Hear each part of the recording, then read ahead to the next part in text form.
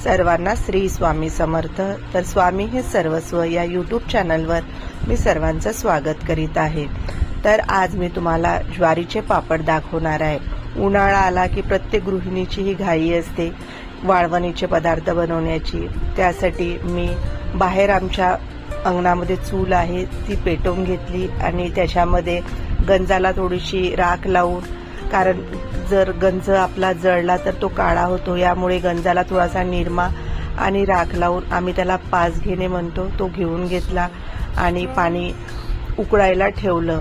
आणि पाण्याला व्यवस्थित उकळी येण्यासाठी मी काड्या व्यवस्थित सरकवून घेतला। आणि बघू शकता की मी पापडासाठी रात्रीच ज्वारीचं पीठ फर्मेंट करण्यासाठी ठेवलं होतं आणि ते व्यवस्थित फर्मेंट झालेलं आहे।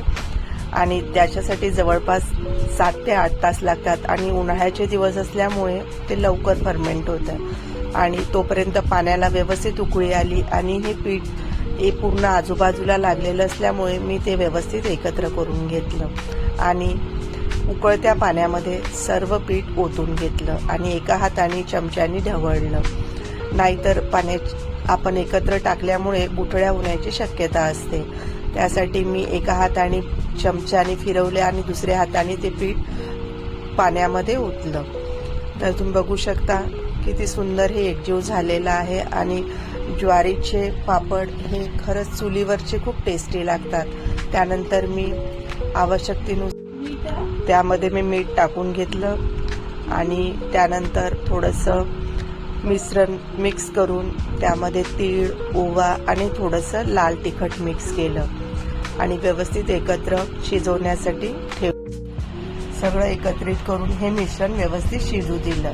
शिजण्यासाठी जवळपास आपल्याला अर्धा ते पाऊण तास लागतो आणि हे व्यवस्थित शिजलं नाही तर आपले पापड पूर्ण मधातून तुटतात। आणि हे व्यवस्थित शिजण्यासाठी कमी आचेवर होऊ द्यायचं आहे। आणि त्यानंतर आपलं मिश्रण शिजलेले की नाही हे बघण्यासाठी एका वाटीमध्ये पाणी घेऊन त्यामध्ये या मिश्रणाचा एक ड्रॉप टाकायचा आणि तो ड्रॉप जर पूर्ण तसाच पडला तर समजायचं आपलं मिश्रण शिजलेलं आहे। त्यानंतर मी टेरेसवर एक स्वच्छ कापड अंथरून त्यावर पापड पसरवून घेतले आणि तुम्ही बघू शकता हे पापड मी छोटे छोटेच बनवले आहे, कारण छोटे असल्यामुळे ते आपल्याला तळण्यासाठी सुद्धा व्यवस्थित असतात।